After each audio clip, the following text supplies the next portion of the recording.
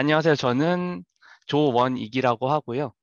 지금 서울대학교 전기정보공학부 박사과정으로 재학 중입니다. 그래서 주 연구 분야는 음성 언어 처리이고요.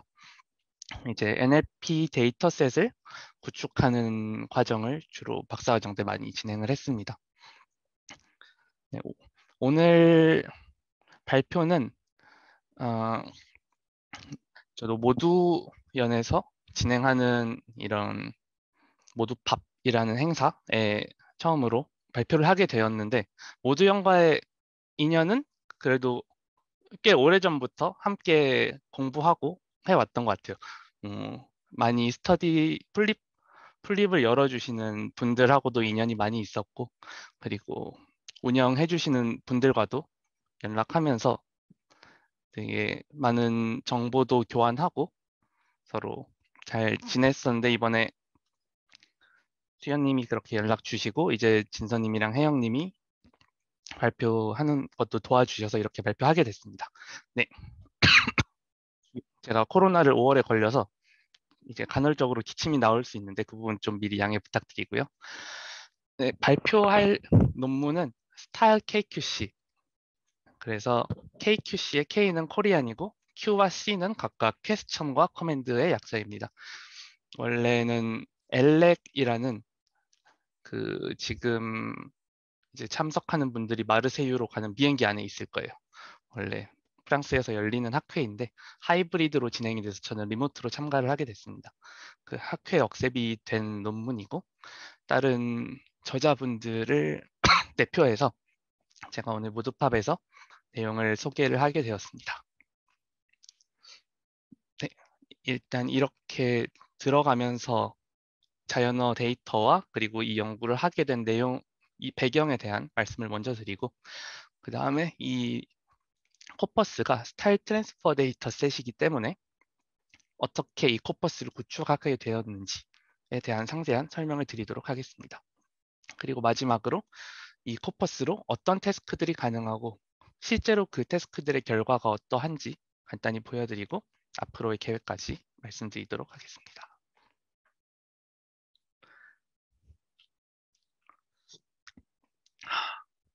네, 일단 자연어 데이터 만들기라는 주제가 오늘의 모두팝 발표 주제였는데요.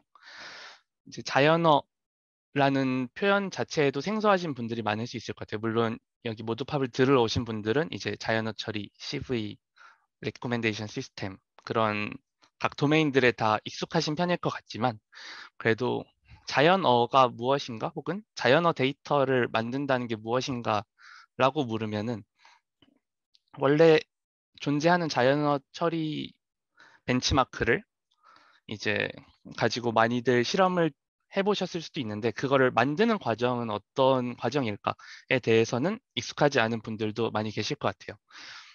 그래서 저 스스로도 한번 이 자연어 데이터 만들기라는 표현을 뜯어보았는데요. 자연어라는 말에서는 그 데이터가 자연어로 구성되어 있고, 자연어는 이제 인공어나 기계어가 아닌 그런 사람들이 지금까지 써오고 지금도 실제로 쓰고 있는 그런 언어들을 의미하고요. 실생활에서도 발화하고 혹은 또 채팅으로 치거나 그런 식으로 저장되고 전달될 수 있는 언어들을 이야기하고요. 혹은 뭐 그 자연어의 분석을 위해서 자연어로 된 데이터셋이 있을 수 있죠. 또 자연어를 표현할 수 있는 형태의, 즉 어떤 문자들로 구성된 혹은 기호들로 구성된 그런 데이터라고 할 수 있습니다. 그리고 두 번째로는 데이터라는 표현에서는 이제 그것이 저장 가능하고 또 특정한 목적으로 활용 가능하고 또 변형이나 발전이 가능한 내용이라는 것을 생각을 해볼 수 있고요. 마지막으로 이거를 만든다는 데서는 가장 중요한 세 가지 질문들이 나오게 됩니다. 이제 무슨 예산으로 만들 것인가? 사실 가장 중요한 질문이죠. 그리고 또 누가 만들 것인가? 혹은 누가 만들게 할 것인가? 또 굉장히 중요한 질문이고요. 또 어떤 기준으로 만들 것인가? 이 기준이 정해져 있지 않다면 목적이 있다고 해도 그것에 잘 활용할 데이터를 만들기 어려울 것입니다. 그래서 자연어 데이터 만들기라는 표현에 대해서 먼저 이렇게 짚고 한번 넘어가 보겠습니다.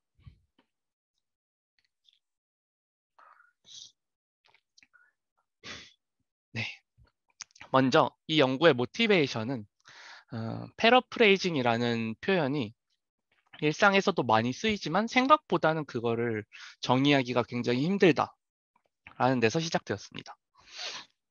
이제 패러프레이징은 사전적 의미로는 같은 말을 여러 가지 다른 표현으로 바꾸는 것인데 이거를 실생활에서 여러 가지 용도로 사용을 하게 되죠. 가장 많이 쓰이는 건 이제 다른 표현의 글로 같은 내용을 전달할 수 있다. 이거는 아마 뭐 친구의 뭐 과제 같은 걸 보고 내 과제를처럼 만들어서 제출을 한다던가 할 때 물론 친구의 과제를 보고 그걸 이해한 다음에 다른 표현으로 바꿔야 진정한 패러프레이징이 되겠죠. 뭐 그런 때라든가 그런 때 써보셨을 수 있고 또 NLP 관점에서 본다면 텍스트 데이터 어그멘테이션의 굉장히 유용한 방법론이라고 할 수 있습니다. 왜냐하면 NLP에서 같은 것을 지칭하는데 다른 표현들의 그 버라이어티가 모델의 로버스트함을 줄일 수도 있기 때문에 그런 다양한 표현들을 만들어서 학습시킴으로써 모델을 강건하게 만들 수 있는 그런 요소가 되죠. 근데 이거를 오토매틱하게 패러프레이즈를 한다라고 생각을 할 때 제일 중요한 거는 코어 컨텐츠를 보존해야 된다는 것입니다. 이 코어 컨텐츠, 즉 문장의 핵심 내용을 보존해야 되는데 문제는 이 코어 컨텐츠를 보존하면서 패러프레이즈를 하는 방식이 유일하지 않다는 것이 이 오토매틱한 패러프레이징의 가장 큰 어려운 점 중 하나고 또 이 코어 컨텐츠가 문장 유형마다도 다를 수 있고 심지어 그 시각에 따라 그걸 보는 사람마다도 달라질 수 있다라는 점이 그런 불명확성이 제일 큰 문제들이라고 할 수 있습니다. 그래서 이거를 오토매틱 스타일 트랜스퍼라는 관점에서 접근을 한다면 저희가 생각해 봐야 될 것은 문장의 자연스러움이 보장되고 동시에 코어 콘텐츠도 유지되는 것을 오토매틱 스타일 트랜스퍼의 조건이라고 생각할 수 있을 거고요. 그래서 제가 생각한 것은 코어 콘텐츠를 유지하면서 스타일을 변환하는 패러럴 코퍼스가 있다면 가장 좋을 것.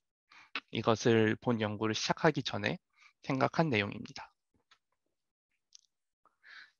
근데 여기 몇 가지 어려운 점이 있습니다. 일단 스타일이란 것을 매우 정의하기 어렵다는 점인데요. 이거를 텍스트의 스타일이라고 하면 이제 어조나 어투나 화법이나 날카롭고 부드러움, 딱딱함, 공손함 되게 다양한 요소가 있게 되고 그 각 요소에 대한 개인차도 존재하게 됩니다.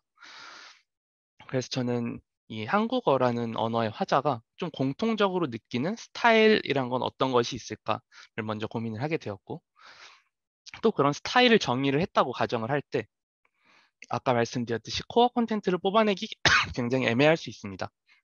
따라서 그 텍스트 스타일 페어를 반자동적 혹은 자동적으로 얻는 것 역시 쉽지 않고 또 우리에게 보편적인 격식이라는 그런 개념만 해도 이거를 뭐 어느 나라에서 왔어?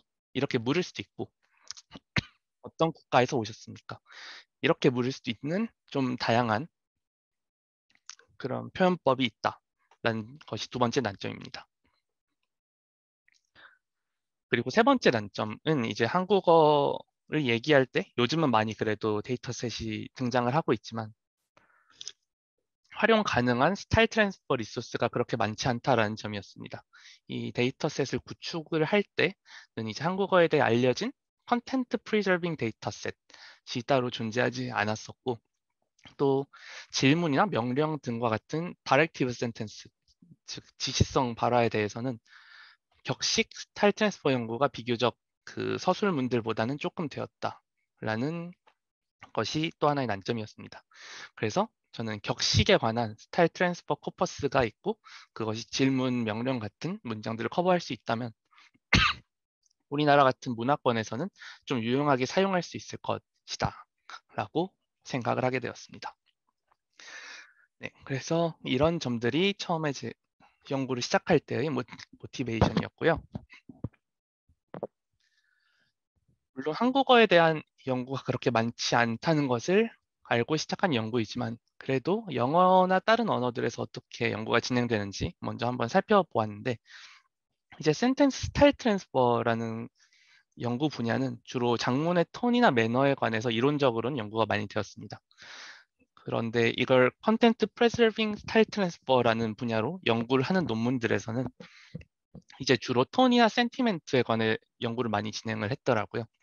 그래서 톤의 변화는 뭐 루드니스 같은 거를 의미하는 경우가 많은데 이제 컨텐트 프레저빙이 가능하지만 어느 정도 너무 루드해지거나 아니면 너무 루드니스가 없어지거나 하면 원래 문장과 너무 다른 느낌을 줄 수 있고 또 센티멘트의 변화를 가지고 컨텐트 프레저빙 스타일 트랜스퍼라는 논문들도 굉장히 많이 있었는데 이 경우는 센티멘트가 변한다는 것이 컨텐츠를 유지하는 것이 맞는가라는 질문을 전 되게 많이 했습니다. 그래서 우리의 제가 처음에 세운 목적은 컨텐츠를 프레저브 한다라는 개념이니까 이런 선행 연구들을 참고를 하되 우리만의 기준을 좀 따로 세워야 될 것 같다고 생각을 했고요. 한국어 센텐스 스타일에 관한 연구들도 많이 이루어졌는데 아까 말씀드렸던 센티멘트 혹은 또 스탠스에 관한 주제로는 많이 다루어졌어요. 근데 이제 포멀리티에 관한 스타일 트랜스퍼 연구를 살펴봤을 때는 이제 폴라이트니스 서픽스의 유무에 관한 연구는 존재했는데 이제 폴라이트니스 서픽스가 있냐 없느냐로만 포멀리티가 결정되지는 않기 때문에 여기서 폴라이트니스 서픽스는 이제 뭐뭐 해 뒤에 뭐뭐 해요 같은 그런 폴라이트니스를 공손함을 표현하는 그런 성분들이 붙는 경우를 이야기합니다. 그런데 이에 반해 이제 전반적인 문장의 격식이나 비격식에 관한 트랜스퍼 연구는 이 연구를 처음 진행할 당시 그러니까 2020년 중반쯤에 이 연구를 처음 시작했었어요. 그때는 아직 진행되지 않았다라고 판단을 해서 본 연구를 진행하게 되었습니다. 네, 이제 연구를 한번 오버뷰를 해보겠습니다. 본 연구의 목표는 한국어 지시발화, 아까 말씀드렸던 질문이나 명령 같은 지시발화를 위한 대규모 병렬 스타일 변환 코퍼스를 구축하는 것입니다. 여기서 이제 large scale이라고 하고 제가 15,000쌍 정도를 넣어놨는데요. 사실 다른 분야에서 사용되는 대규모의 데이터셋이나 이제 한국어 프리트레이닝 랭귀지 모델 트레이닝에 요즘 사용되는 양의 양들을 생각하면은 그렇게 많은 양은 아니라고 할 수도 있지만 또 PLM을 사용해서 파인 튜닝을 한다는 측면에서 보면 또 아주 적은 양도 아니기 때문에 그래도 페어로 이 정도로 구축할 수 있으면 어느 정도는 양이 된다라고 생각을 해서 라지 스케일 데이터 구축이라고 가닥을 잡았고요.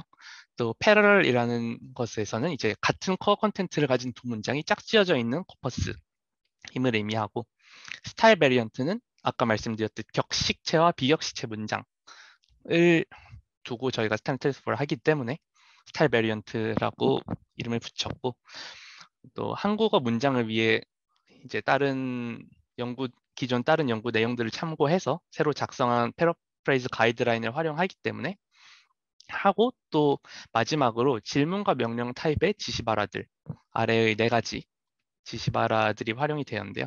그래서 위와 같은 목표가 세워지게 되었습니다. 일단 스텝은 다음과 같습니다. 처음에 자연어 쿼리를 작성하는 과정.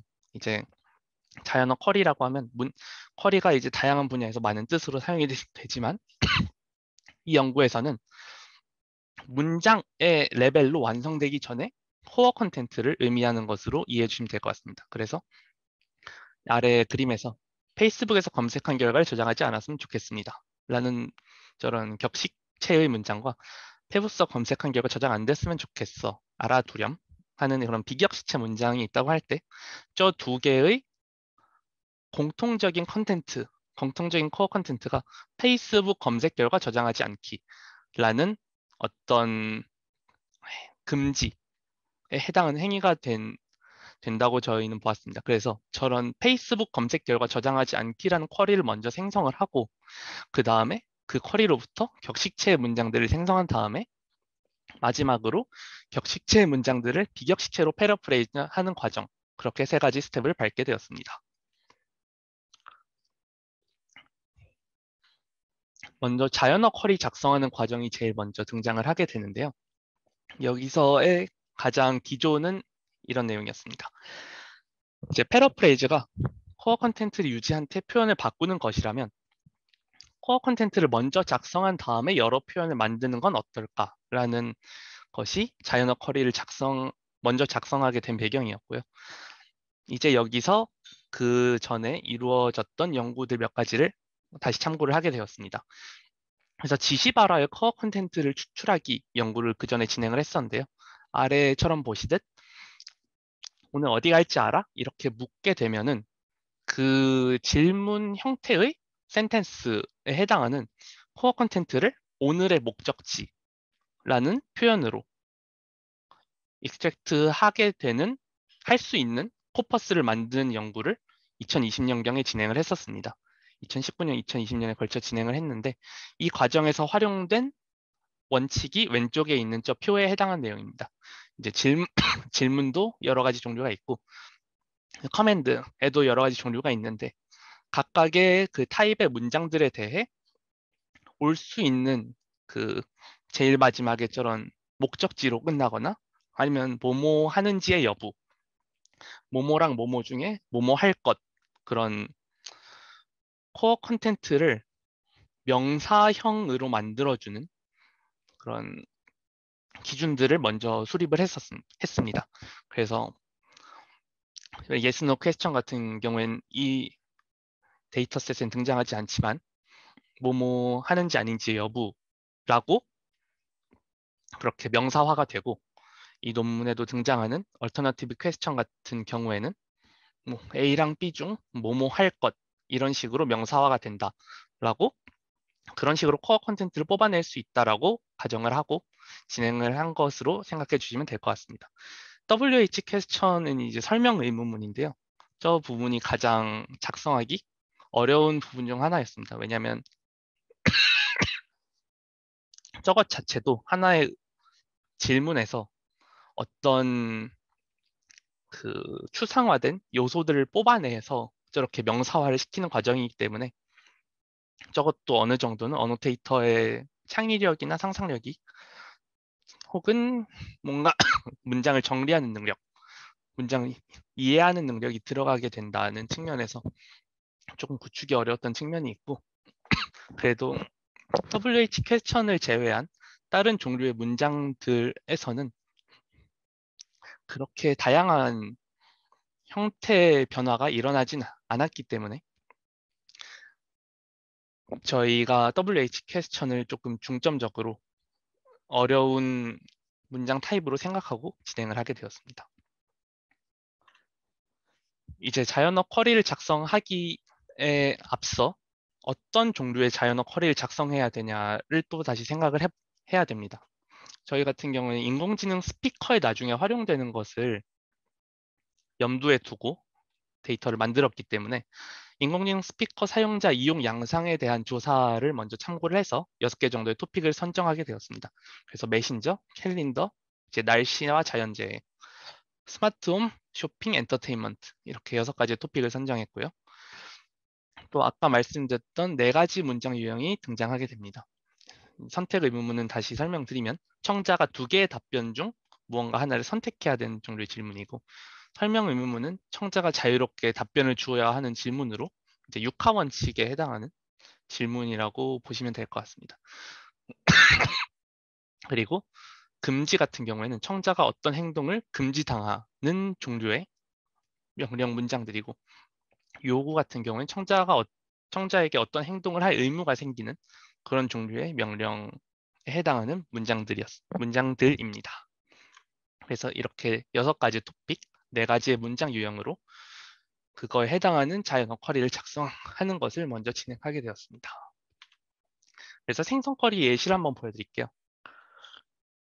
이제 쇼핑이랑 선택 의문문 그렇게 그 쌍이 주어져 있으면 이제 삼성과 애플 중 AS를 더 잘해주는 곳 이런 식으로 하면 저 코어 컨텐츠로부터 나온 선택 의문문을 들은 사람은 삼성이나 애플 중 하나를 답변으로 해야겠죠. 그래서 이런 경우는 쇼핑과 선택 의문문에 해당하는 쿼리가 되고, 아래도 엔터테인먼트와 설명 의문문, 그렇게 하면 뉴스가 오후 8시 시작하는 TV 채널, 이렇게 하면 TV 채널이 어떤 것인지 답해야 되니까 위치 혹은 왓에 해당하는 그런 문장이 만들어지게 되겠죠. 또 메신저 금지라는 그런 쌍에서는 위챗 자동 업데이트 켜지 않기, 그렇게 하면 자동 업데이트가 켜지지 않도록 뭔가를 커맨드하는 문장이 나오게 될 거고, 스마트홈 요구라는 페어가 있으면 다용도실에 진공청소기 충전하기, 그렇게 하면 다용도실 진공청소기 좀 충전해줘 라고 말할 수 있을 만한 것의 코어 컨텐츠가 쿼리로 생성된다고 보시면 될 것 같습니다. 이렇게 쿼리를 생성하기 위해서 작업자들을 모집을 해야 됩니다. 그래서 어떤 작업자들을 어떻게 모집해야 할까도 굉장히 중요한 요소인데요. 이제 한국어 화자가 모집돼야 되는 건 당연한데, 언어학 숙련 요구도도 이제 다이너 데이터를 구축하는 데 있어서 중요한 요인 중 하나입니다.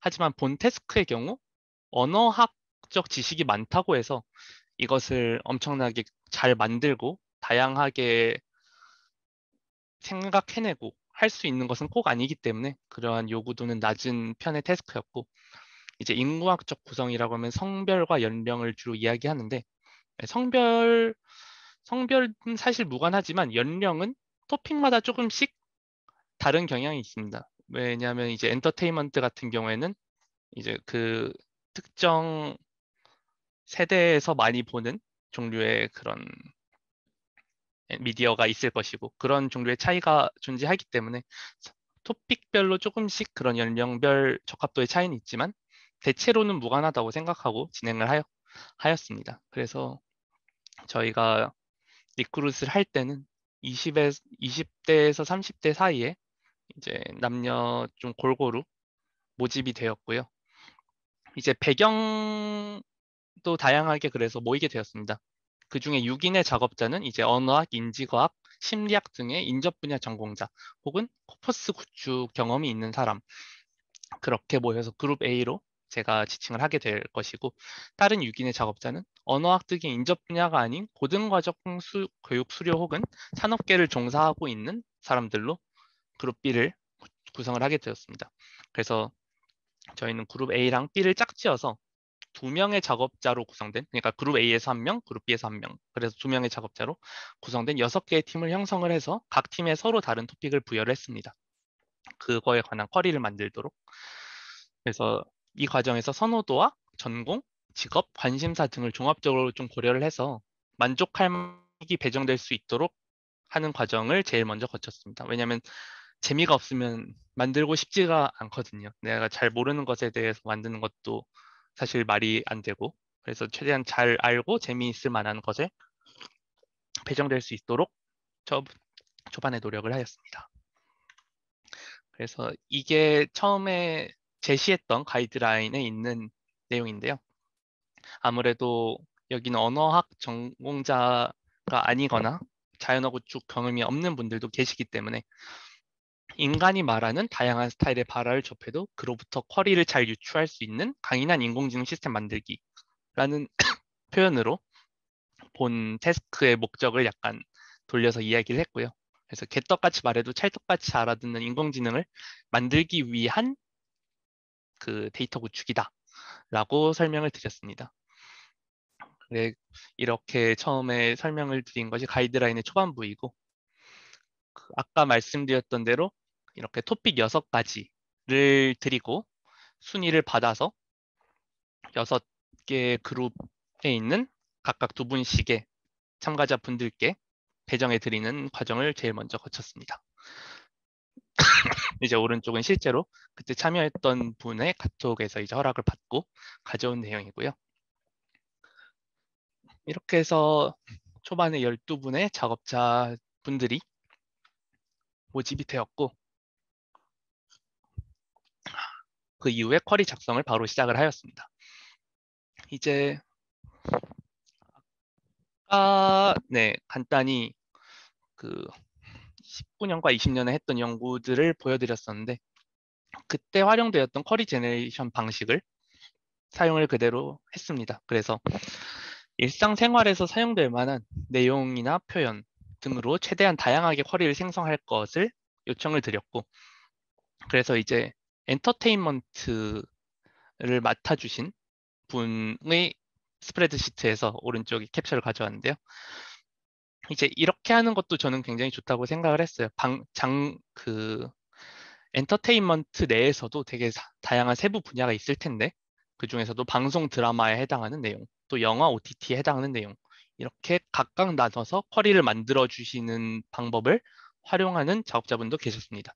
근데 또 이게 용이하지 않은 종류의 장르도, 그 토픽도 분명히 존재하기 때문에 이런 거는 조금 약간 유도리 있게 적용을 해야 될 것 같고요. 그래서 보시면 하트 시그널 종영일자, 8월 15일에 시작하는 TVN 드라마, KBS 채널 번호, 이런 식으로 WH 퀘스천에 해당하는 내용의 쿼리를 생성해 주신 것을 확인해 볼 수 있습니다. 다만 이 과정에서 제가 초반에 한 25개쯤 작성을 요구 드린 다음에 피드백을 드렸는데요. 여기서 이제 knowledge intensive한 퀘스천, 그러니까 너무 질문인데 그 질문하는 문장에 너무 많은 내용이 들어가 있으면 안 되겠죠. 그래서 그런 질문들은 조금 피해 주시면 좋겠다, 그런 말씀도 드렸었고, 그리고 또 한 번에 여러 개를 묻는 종류의 문장들은 본 태스크엔 적합하지 않기 때문에 그런 것도 좀 피해달라, 그런 말씀도 드렸습니다. 그래서 각 그룹의 참여자 1인당 2개의 타입의 지시 발화를 담당해서 쿼리를 작성하였고, 이렇게 해서 각 문장 타입당 125개씩, 그래서 토픽당 500개의 쿼리가 되도록 작성이 되었습니다. 네, 그 다음 과정이 아까 말씀드렸던 쿼리를 격식 있는 문장으로 변환하는 과정인데요. 이제 왜 격식 있는 문장으로 먼저 변환할까를 말씀을 드리겠습니다. 그건 이제 한국어만의 특성은 아닌데, 이제 한국어에서 조금 더 다양하게 많이 등장한다고 저는 생각을 했어요. 돌려 말하기라는 것을 통해서 굉장히 다양한 표현을 구사 가능한 것이 격식 있는 문장이고, 그래서 그 전에 이루어졌던 한국어에 관한 연구의 asking strategy를 참고를 했습니다. 여기엔 이제 명령을 부탁으로 바꾸어 부드럽게 하기, 또 상대방의 의무 책임을 간접적으로 언급하기, 혹시 좀 같은 단어들을 넣어서 상대방의 부담을 경감하는 것, 또 행위 수행에 여유가 되는지 묻기, 이건 굉장히 많이 사용이 되죠.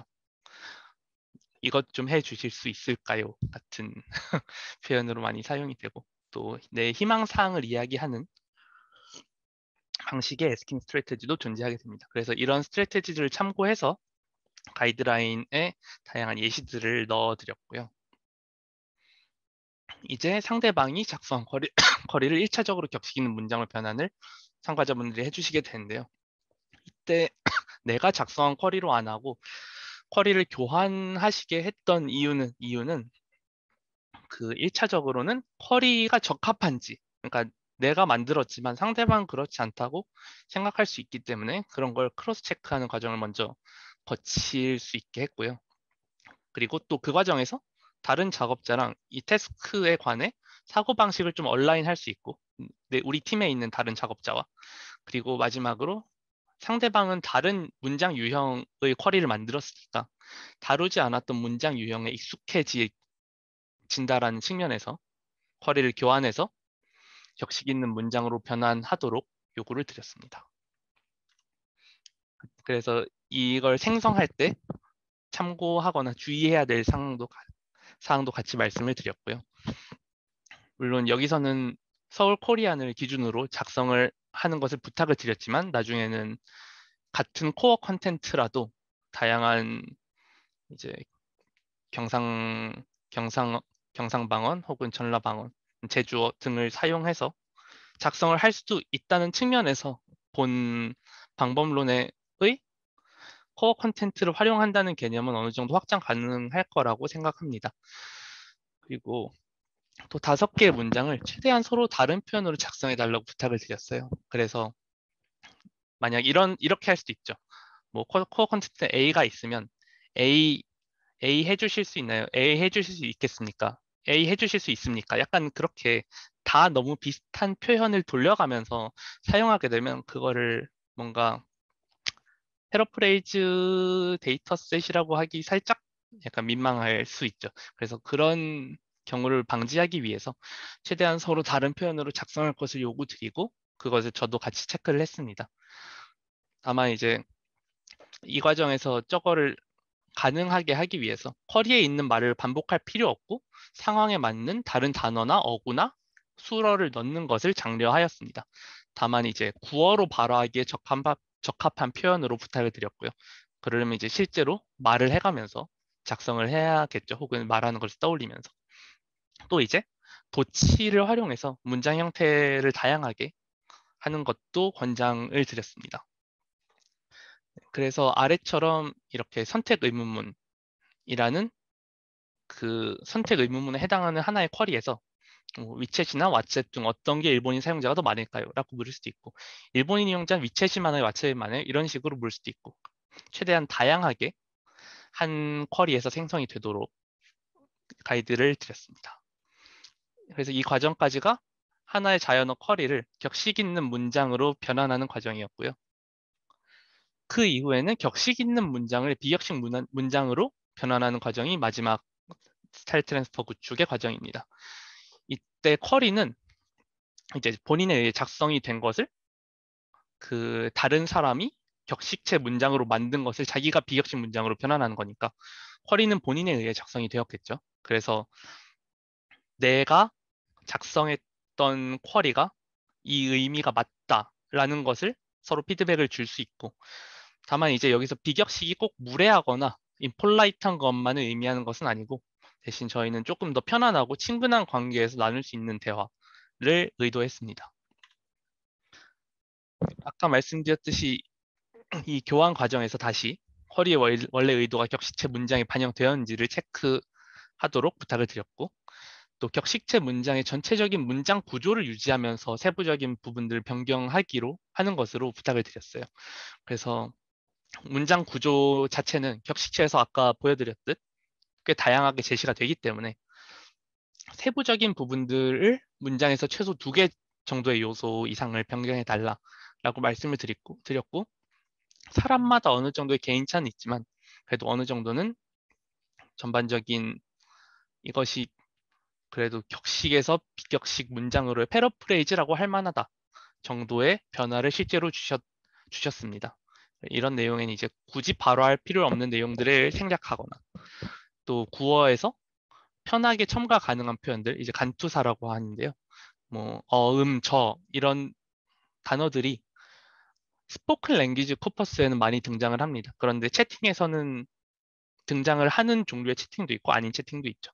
그래서 구어에서 편하게 첨가 가능한 표현들을 더해주는 것도 하나의 요소로 말씀드렸고 또 격식 있거나 공적인 표현들을 그렇지 않은 표현으로 바꿔주는 것 이거 정도 중요한 프로세스로 말씀드렸습니다. 네, 이렇게 하는 과정까지가 전반적인 데이터 구축의 과정이고요. 아까 말씀드렸던 참고사항들을 실제 가이드라인에 적어둔 내용인데요. 그래서 최대한 좀 앞에서 그 쿼리 작성했을 때 발휘해야 했던 창의성과 여기에서 발휘해야 되는 창의성이 좀 다른 편인데 너무 획일화되지는 않게 변환을 해달라는 부탁을 드렸습니다. 그래서 이 구축 과정에서의 커뮤니케이션도 중요한 내용인데요. 12분의 작업자분은 사실 아, 적, 많진 않지만 그렇다고 적지도 않아서 어느 정도의 커뮤니케이션 코스트는 있다고 볼 수 있는데요. 그러다 보니까 개별적인 성향을 파악하고 각각의 분들에게 적절한 자리에 배치를 하는 것이 굉장히 중요한 과정이었습니다. 그래서 만약 이 과정을 연구자가 진행하게 된다면 아무래도 기존에 커뮤니케이션이 있었던 작업자들이 리크루팅 되어서 같이 일하는 것이 훨씬 편한 편이고요.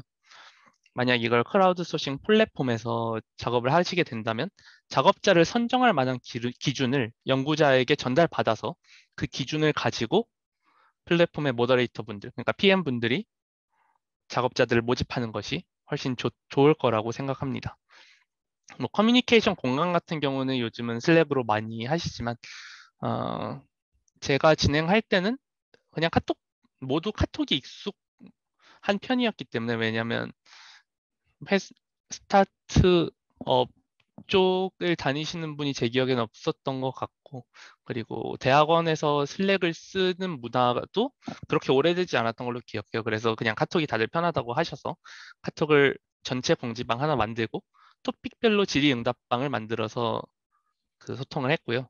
이제 전체 공지방에선 토픽 상관없이 해당된 내용들, 그러니까 전체 진행 프로세스나 전체적 일정, 그리고 페이 등에 대해 공지를 하였고, 또 토픽별 질의응답방에서는 각 토픽에서 나올 수 있는 질문들을 관리하고 토픽별 난이도를 고려한 일정 등을 조율하게 되었습니다.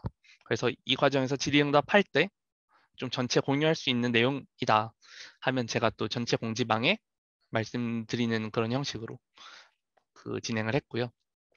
아까 절차를 말씀드릴 때는 각 스텝별로 말씀드릴 땐 미처 말씀을 못 드렸지만, 쿼리 생성이나 문장 생성이나 문장 변환 모두 파일럿을 한 번씩 거쳤습니다. 뭐 한 10분의 1 정도를 먼저 만들어 보고, 그 다음 피드백을 제가 드리고 그 피드백을 반영해서 나머지를 생성해 주시고, 그런 과정을 거치지 않으면 나중에 전부 다 다시 해야 되는 일이 생길 수 있기 때문에 파일럿은 굉장히 중요한 과정이라는 걸 말씀을 드리고 싶습니다. 그리고 제가 이런 프로세스로 구축을 하는 것이 어느 정도의 난이도이고 어떻게 작업자분들이 생각하시는지도 궁금했어요. 사실 이 방식으로 구축한 것이 처음은 아니고, 그 전해에 뭐 그때는 스타일이 고려되진 않았지만 어쨌든 코어 컨텐트 하나에서 10개 정도의 패러프레이즈를 만드는 과정을 거쳤는데요. 그때는 쿼리는 연구자들이 만들었습니다. 그런데 그 설문을 조사해 보니까 전반적인 난이도를 결정하는 요인 중 가장 어려운 것이 쿼리 생성이었더라고요. 결과적으로 설문조사를 해놓고 보니까 가장 어려운 부분을 작업자분들의 몫으로 넘긴 것이 아닌가 하는 죄책감이 나중에는 들었는데요. 사실 근데 그 과정에서 또 가장 재미있었던 것을 물었을 때도 쿼리 생성이 공동 1등을 했더라고요. 그래서 네, 어려운 것이 꼭 재미없는 것은 아니구나라는 생각을 했고, 또 쿼리 생성을 하면서 그 작업자분들도 문장 유형이나 코어 콘텐츠에 대한 이해도를 높일 수 있어서 좋은 경험이었다고 해 주셨던 것 같습니다. 그리고 다른 문항들도 좀 살펴보면 작업을 위한 가이드라인은 제가 한 10쪽 정도로 준비를 했었는데요. 한 분 정도는 이제 너무 많은 정보가 제공되었다라고 이야기했지만 대부분 적당하다라고 말씀을 해주셨고, 또 전반적인 난이도는 이 태스크는 어려운 편이었던 것 같습니다. 지금 제가 발표 자료를 준비하면서 다시 생각을 해봐도 쿼리 만드는 게 쉽지 않았을 것 같아요. 왜냐하면 그 내용의 창의성 확보가 전반적인 난이도를 결정하는 요인으로 만장일치로 꼽아주셨는데, 아마 그것이 쿼리 생성과 연관되지 않았나라고 생각이 듭니다. 또 진행 과정에서 가장 도움이 되었던 거는 이제 제일 많은 분들이 가이드라인을 꼽아주셨고, 그 다음이 이제 제가 실시간으로 좀 진행을 했었던 공지나 질의응답, 그리고 다른 참가자가 작성한 내용이 가장 도움이 되었다는 분도 한 분 계셨습니다. 이런 설문조사를 통해서 얼마나 본 방법론이 효과가 있었는가, 혹은 워커 프렌들리 했는가 등을 좀 저는 알아보고 싶었습니다. 네, 그래서 만들어진 최종 코퍼스에 대해서도 설명을 드려야 되는데요. 이제 검수도 거쳐야 되니까 그 부분은 이제 지시바라 코퍼스 구축 경험 있는 3인의 한국어 화자, 즉 그 작년에 했던 연구자들이라는 의미입니다. 그래서 진행을 하였고, 이제 오타나 이상한 문장들이 없는가를 먼저 체크하고, 또 패러프레이즈의 모음, 5문장 패러프레이즈의 모음이 충분히 다이버스하지 않은 경우들이 그래도 최종 구축에도 있었습니다. 그래서 그 부분은 원 작성자에게 수정을 문의하거나 아니면 원 작성자의 의견을 반영을 해서 표현을 다양화하는 방향으로 최종적으로 검수를 하였고요. 그래서 만들어진 3만 문장은 총 15,000쌍이고 토픽당 5,000문장, 즉 2,500쌍, 그리고 문장 유형당 7,500문장, 또 24개의 토픽 액트 조합 각각에 대해 125개씩의 쿼리를 우리가 만들었기 때문에 각 쿼리들이 5개 격식체와 5개 비격식체로 구성되어서 쿼리당 10개 문장으로 구성되어 있습니다. 그래서 이걸로 뭘 할 수 있는가? 또 한번 질문해보면 사실 이 코퍼스의 구축 목적 중 하나는 또 다용도의 태스크를 위해서 만들어졌다고 할 수 있습니다. 총 4가지 정도의 태스크가 가능한데요. 일단 6개의 토픽을 우리가 만들었으니까 토픽 분류를 해볼 수 있겠죠. 또 4개의 문장 유형, 여기서는 화행이라고도 할 수 있는데요. 그거 4개의 문장 유형을 활용했기 때문에 그 문장 유형을 분류하는 데도 쓰일 수 있고, 또 이것을 같은 패러프레이즈 셋의 문장에서 일정 페어를 샘플링하고 다른 셋의 문장들에서 짝을 지어서 샘플링을 해서 적당히 수가 맞게 배치를 하게 되면 패러프레이즈 디텍션 데이터셋으로 만들 수 있습니다. 그래서 이번 분류에도 사용할 수 있다라고 클레임을 하였고요. 마지막으로 본 논문의 제목과 가장 걸맞는 스타일 변환에 관해서는 이제 2가지로 책정을 하였습니다. 어큐러시랑 캐릭터 에딧 디스턴스란 개념이었는데요. 일단 어큐러시를 스타일 변환에 활용한다는 게 약간 생소하실 수 있는데, 그 선행 연구에서 트레인셋의 문장들로 스타일 레이블을 학습한 다음에 테스트셋 문장들의 스타일 예측하는 방식, 이런 방식으로 스타일 클래시피케이션이 어느 정도 되는지 체크하는 방식으로 어큐러시를 측정했고요. 그리고 루지를 쓸까 하다가 캐릭터 에딧 디스턴스를 썼는데요. 사실 저희가 썼던 문장들이 스타일 트랜스퍼 되면서 문장 구조가 상당히 많이 보존되는 편이어서 에딧 디스턴스를 쓰는 것이 합당하다고 생각을 했고, 또 한국어 라이팅 시스템상 캐릭터가 서브워드 역할을 하기 때문에 캐릭터 레벨의 에딧 디스턴스가 좀 평가에 적합하지 않은가라고 생각을 해서 이렇게 세팅을 하였습니다. 그래서 클래시파이어는 이제 준범님이 공개하셨던 캐시버트, 그리고 스타일 트랜스퍼는 그 당시에는 이제 SKT에서 공개해 주셨던 코어 GPT-2를 활용을 했었는데요. 이제 어느 정도 결과를 보았을 때 패러프레이즈 디텍션은 상당히 높은, 아무래도 데이터 수가 많다 보니까 그 페어로 나올 수 있는, 샘플링 될 수 있는 페어가 많다 보니까 상당히 높은 정확도로 분류가 되는 것을 확인할 수 있었고, 이제 토픽이 이제 문장 유형보다는 조금 분류 성능이 낮았는데요. 그 이유를 생각을 해봤을 때는 이제 아웃 오브 보캐블러리가 많이 등장을 할 수 있다, 토픽 분류에서. 그리고 또 문장 유형 분류 자체가 조금 더 정형화된 태스크이기 때문에 저렇게 성능 차이가 있는 것이다라고 해석을 하였습니다. 또 전반적으로 이 벤치마크라고 하기엔 살짝 조금 애매해서, 왜냐면 성능이 다 높잖아요. 근데 저는 처음부터 약간 뭔가 이 퍼포먼스를 높여야 되는 그런 종류의 벤치마크를 의도하고 만든 것이 아니기 때문에 실제로 이 학습된 모델들을 어딘가에 활용했을 때 좀 릴라이어블하게 쓰일 수 있는 그런 잘 동작하는 모델들을 사람들이 만들 수 있으면 그걸로 족하다라고 생각을 해서, 뭐 높은 정확도가 나온다? 그럼 좋지. 약간 이런 생각이었어요. 그래서 논문에도 이 결과를 그대로 실어 두었습니다. 네. 그리고 이걸 이제 스타일 트랜스퍼에 활용하실 분들에게 참고가 될 내용으로 에러 애널리시스 좀 진행을 해봤는데요. 디코딩 시에 좀 언노운 스타일이 등장하는 경우들이 있었어요. 국내 브랜드가 더 많이 들어가 있는 걸 알아봐 주세요. 지마켓과 신세계 중에 이렇게 격식체 문장을 비격식으로 바꿨을 때, 뭐 지마켓에서 갑자기 끊기게 되면은 원래 문장에 들어 있었던 신세계 같은 경우에는 잘 전달이 안 됐으니까 실패한 스타일 트랜스퍼라고 할 수 있겠죠.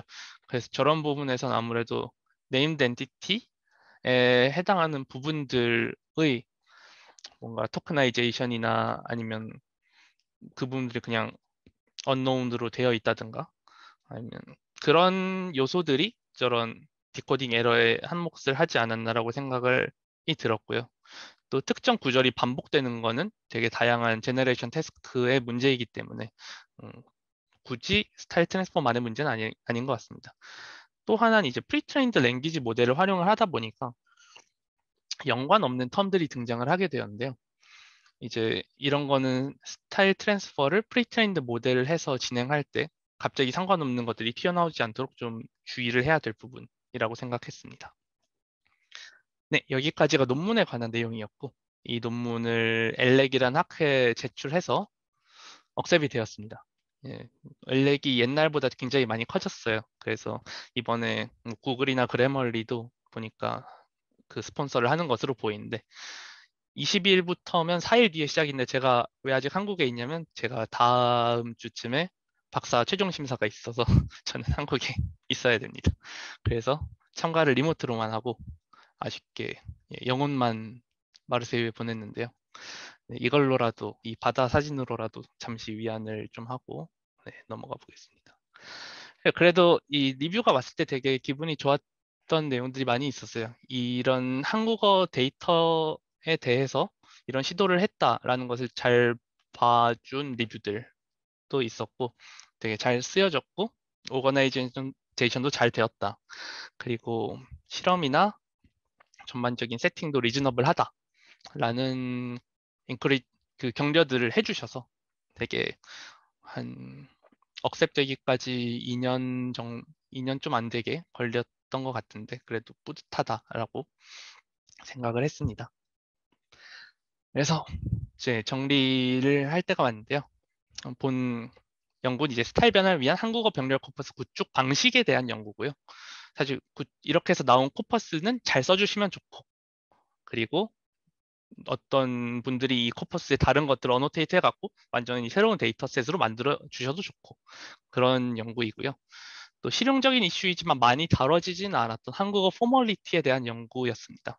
그래서 15,000 쌍의 코퍼스를 공개를 했고 저도 허깅페이스 데이터셋을 좀 써보자라는 생각에서 스타일 KQC 스타일이라는 이름으로 레포를 만들어서 올렸습니다. 저긴 이제 스타일에 대한 페어만 올라가 있어요.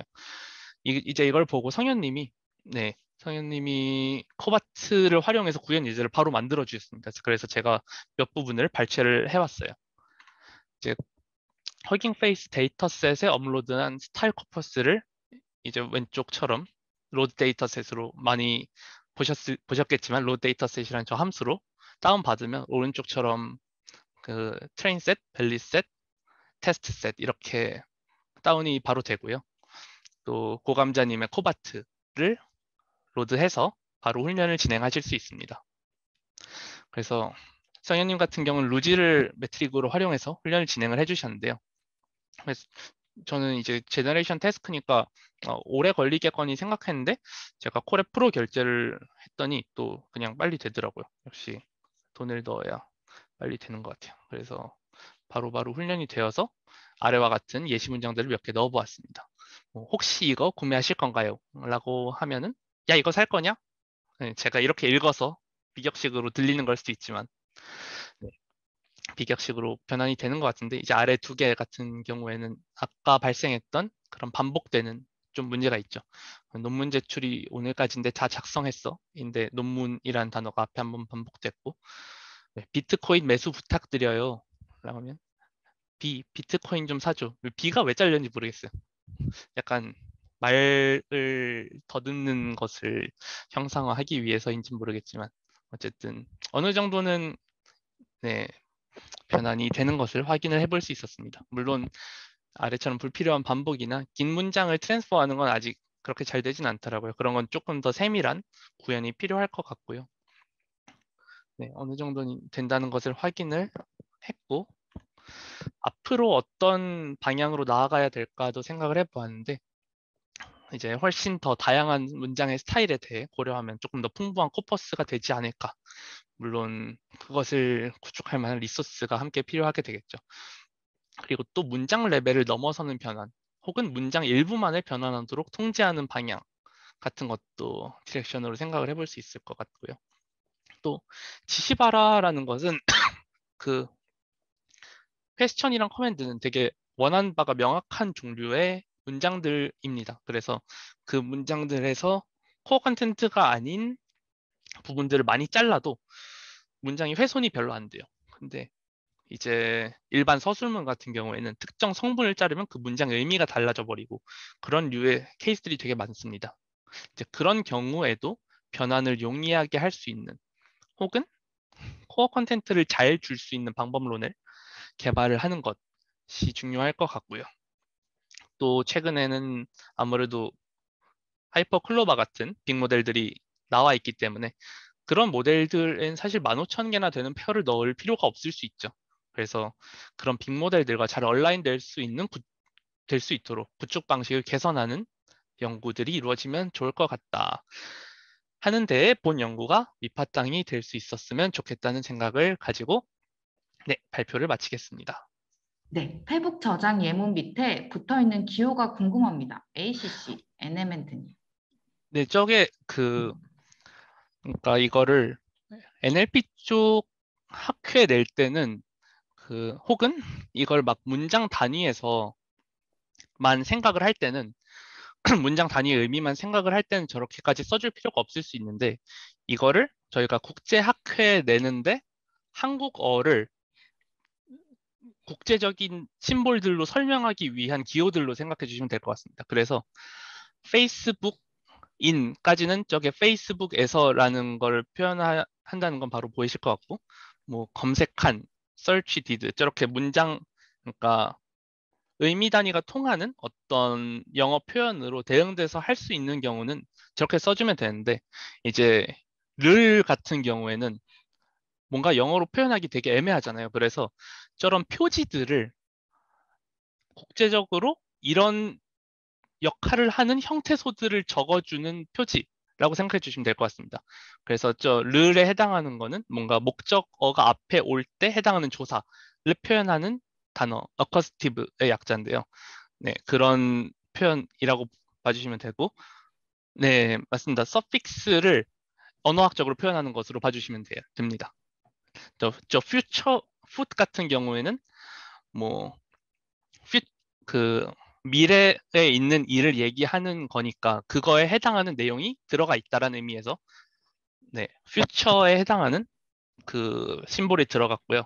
제일 뒤에 있는 대기랑 폴은 그 declarative, 즉 서술문의 마무리를 폴라이트하게 한다라는 의미로 저렇게 두 개가 들어가 있습니다. 그리고 제일 위에 있는 M&M은 노미널라이저라고 해서 명사화해주는 그 성분으로 봐주시면 될 것 같아요. 그렇게 구성이 되어 있습니다. 네, 기범님이 질문을 하나 더 주셨습니다. 휴먼 컴퓨터 인터페이스 분야와 연관 관계가 깊은 것 같은데 이런 태스크에 대해 작업자들과의 소통, 퀄리티 컨트롤을 직접적으로 다루는 연구들도 있나요? 네, 사실 저도 데이터 구축을 처음에 목적으로 했지만 데이터 구축을 하는 것은 결국 사람이기 때문에 그 사람과 데이터 구축을 하고자 하는 연구자와 뭐 혹시 그 사이에 모더레이터가 있다면 그 세 그룹의 사람들이 서로 소통을 하면서 데이터를 구축해야 된다는 것을 되게 절감을 하고 있는데요. 그래서 이런 방법론들이 되게 많이 제시가 되는데 제가 이 논문에서 제시한 것도 방법론이고 이 방법론이 그 작업하는 참여자들의 창의성을 되게 잘 증진시키면서 그들한테 해를 최소한으로 끼치면서 이것도 정신적인 데미지가 있기 때문에 작업에도 그러면서 만족할 만한 퀄리티의 데이터셋을 구축하는 방법론에 대한 학회도 있고 저널도 있습니다. 제일 대표적인 것 중 하나가 저도 다음 달에 아마 제출을 할 것 같은데 H컴프라는 그 학회가 있어요. H컴프라고. 그래서 휴먼 컴퓨테이션에 대한 학회인데 주제는 크라우드 소싱입니다. 그래서 크라우드 소싱 자체를 다루는 학회라서 이런 작업 과정에서 유용한 툴킷 혹은 작업자들의 해를 가장 최소화시킬 수 있는 툴킷, 불편함을 줄일 수 있는 툴킷, 방법론들에 대해 다뤄지는 학회로 생각해 주시면 될 것 같습니다. 그래서 기범님이 말씀하신 연구들이 저런 학회나 저널에 출판이 되게 됩니다. 네. 감사합니다라는 답들과 함께 대현님의 질문도 읽어드릴게요. 혹시 한국어가 익숙하지 않은 바라자엘의 쿼리도 학습 대상으로 삼을 수 있을까요? 한국어 학습 또는 언어 번역에 사용이 가능할 것 같아서요. 네, 저도 굉장히 좋은 어플리케이션이라고 생각을 하고 이게 제일 만약 어려움을 겪을 수 있는 부분이 있다면 이제 한국어가 익숙하지 않은 발화자의 쿼리라고 하면은 되게 조사나 아니면 조사가 생략되거나 다른 조사가 들어가 있거나 그런 부분들이 좀 큰 문제가 될 텐데요. 그렇게 했을 때 생길 수 있는 의미의 시프트를 그 컨텍스트를 반영해서 보정해 줄 수만 있다면 저는 유용하게 활용할 수 있을 거라고 생각합니다. 네, 이건 저도 해보지 않은 거라서 이렇게까지밖에 말씀을 못 드릴 것 같네요. 네, 그리고 질문이 조금 긴데 머니님 읽으신 동안 저도 한번 읽어볼게요. 실제 프로젝트를 진행할 때도 데이터를 만들어 쓰는 경우가 있고 정보 사업으로 데이터 생성에 공을 들이고 있습니다. 그러나 데이터를 만드는 사람도 수집하는 기업도 왜 해야 하는지, 어디에 쓰는지에 대한 이해가 낮아 질이 떨어지는 경우가 대다수더라고요. 쿼리 생성자분들께 동기부여나 책임감을 갖게 한 효과적인 방법이 있었는지 궁금합니다. 라고 아까 원익님의 팬이라고 밝혀주신 조우님이 여쭤보셨습니다.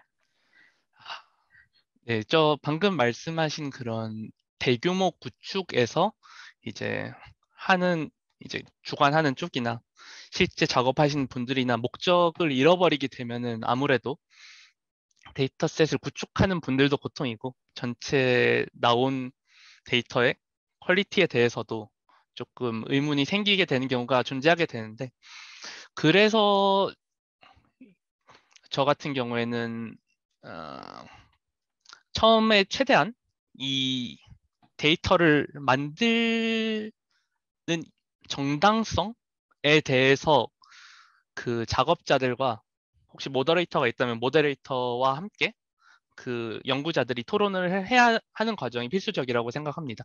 안 그러면 뭔가 다 만들어 놓고 그래서 이걸 어디다 쓸 건데 라고 질문을 주는 경우가 있고 그래서 중간중간에 파일럿 테스트를 통해서 이 데이터셋을 만들어서 실제로 이 태스크가 잘 되나를 확인해 보는 과정이 중요하다고 생각을 하고요. 쿼리 생성자분들에게 동기부여나 책임감을 갖게 하는 효과적인 방법. 사실 저는 어느 정도는 아까 말씀드렸듯이 그 어딨나 네, 기존의 커뮤니케이션이 있었던 작업자들이면은 조금 더 수월합니다. 그래서 한번 이 패러프레이즈라는 태스크를 겪어보신 분들이나 아니면 자연어를 다뤄보신 분들에게 이런 걸 좀 부탁을 드렸었는데요. 만약 그걸 태스크 전체의 목적을 한 번에 이해시키기가 힘들다면은 그 배경이 되는 내용들을 좀 차근차근히 설명하면서 보람을 느낄 수 있게 혹은 나중에 이 데이터셋이 나왔을 때 그분들이 뭔가 유용하게 쓸 수 있거나 그럴 가능성 그렇게 크진 않지만 아무래도 유용하게 쓸 수 있거나 혹은 감사의 말이나 그 물론 컴펜세이션도 제일 중요하죠. 컴펜세이션이 아무래도 제일 중요한 요소인데 그런 내가 이 데이터셋 구축에 참여했고 이러한 경험이 생겼다는 것을 조금 자랑스럽게 생각할 정도의 그런 잘 구축된 태스크로 포뮬레이트 하는 것이 전 중요하다고 생각합니다. 아무래도 그건 제일 처음 정당화를 생각하는 연구자의 몫인 것 같아요. 네, 네, 질문을 유빈님이 질문, 네, 네, 올려주셨는데, 네, 네, 네. 저도 제가 읽어보고 있습니다. 읽으시는 동안 저도 읽고 요거 유빈님 질문을 마지막으로 하겠습니다. 안녕하세요. 정말 유용한 말뭉치 공유해 주셔서 감사합니다. 저도 포멀리티 스타일러 트랜스포 문제를 시도하고 있어요. 우선 언어 모델 없이 어디까지 할 수 있나 궁금해서 규칙으로만 풀어보고 있는데요. 종결어 미만 맞나요? 종결어 미만 요, 어요, 습니다로 변환하는 시도를 하고 있어요. 그런데 규칙 기반만으로는 확실히 한계가 있더라고요. 존대 문법만으로 해결될 줄 알았는데 맥락을 고려해야 하는 상황이 꽤나 있었습니다. 그래서 언어 모델을 결합하는 접근이 필요하다는 생각을 하고 있었는데 데이터가 없어서 그냥 홀드하고 있었거든요. 그런데 원익님께서 공유해주신 말뭉치를 활용하면 가능할 것 같다는 생각이 드네요. 데이터 아, 정말 감사합니다. 네, 저도 유빈님이 그때 커뮤니티에 공유해주신 게시물을 보고 되게 규칙 기반으로 그 진행을 하고 되게 뭐지, 컴, 꼼꼼하게 항목들을 정해서 진행을 하고 계셔서 이렇게 진행하는 방법도 있겠구나라고 저도 생각을 했었고요.